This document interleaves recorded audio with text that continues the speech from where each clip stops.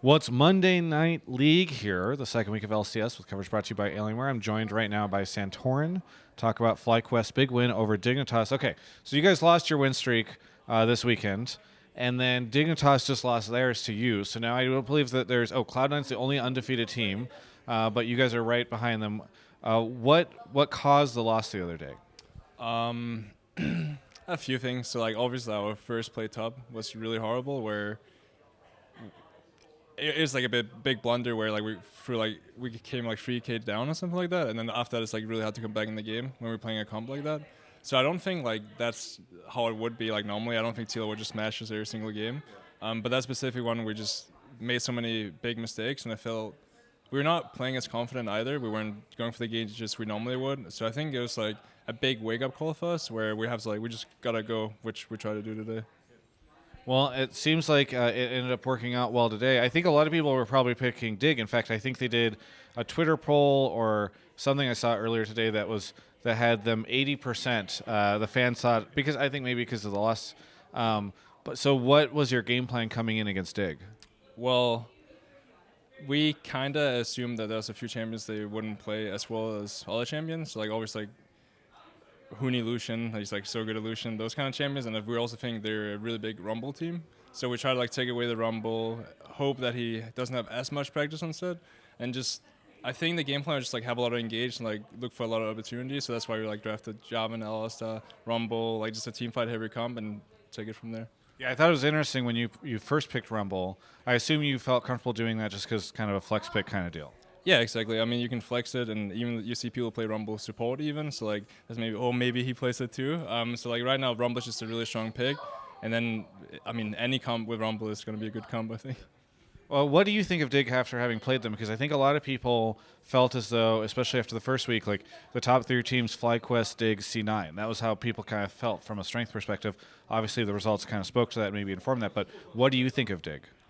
I think they're pretty good. I still think, like, right now, we've been scrimming a lot of the teams. I still think Cloud9 is really, really good. And I would probably always, right now, put, like, Cloud9 in the top. And then after that, I think we're kind of, like, slightly below that right now. I think, like, if we keep improving, we'll be a really strong team as well. But right now, it just feels like Cloud9 is just that slight step ahead. And then after that, it's, like, probably us and then Dick. And then after that, I think it goes a tier down again. You've been on FlyQuest for a bit now. Remind me how long? Since summer 2018. So almost 2 years, yeah, we're coming up on that.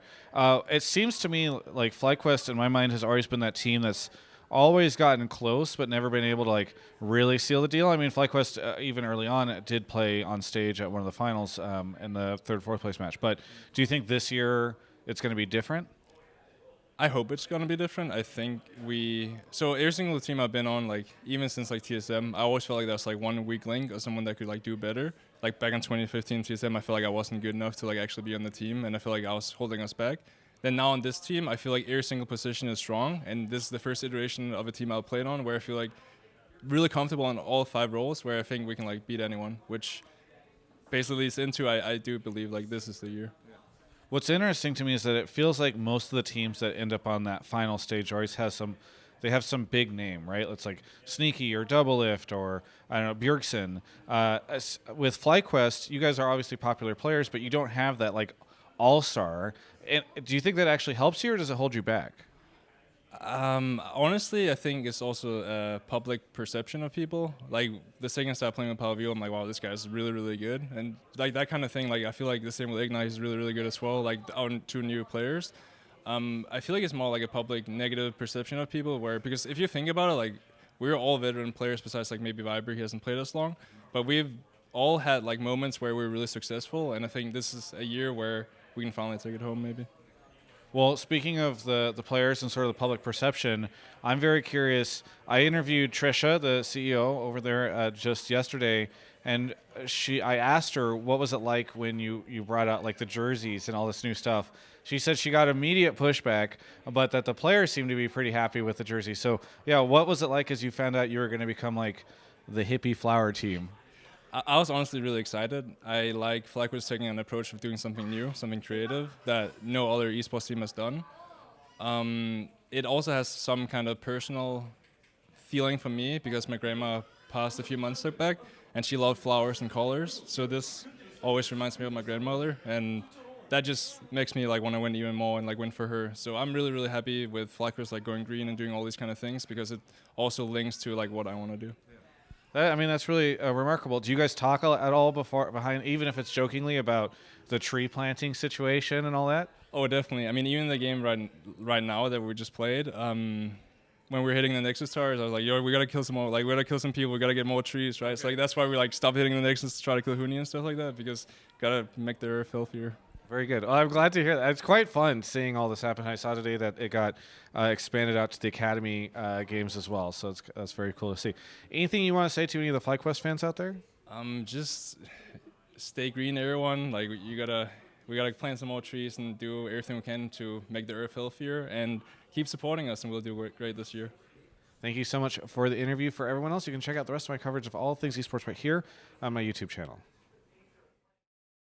Thanks so much for watching that interview. It's so good to be back at the LCS, and I'm really happy to be making content for all of you guys again. It's been a bit. It's been a bit for sure, and so I'm happy to be watching these games. Either way, I want to thank Alienware for sponsoring our coverage. Really appreciate everything that they do. They've got a bunch of cool stuff coming up over the course of this year. I know they've told me, I can't tell you too much, but stuff that they're going to be doing to try to support League esports fans even better than they did last year. So stay tuned for all that. There's a link in the video description, alienware.com/Travis. Check them out. That really helps me out. And be sure to subscribe to the channel because we're trying to get to 200K soon. So hopefully that ends up happening soon.